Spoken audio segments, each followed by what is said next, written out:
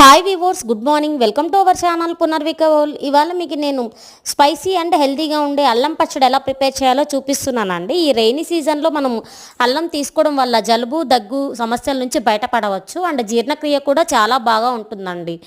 And digestion problem ఉన్న వాళ్ళు కూడా తీసుకోవచ్చు. అండ్ లేట్ చేయకుండా మనం వీడియోలోకి వెళ్ళిపోదామండి.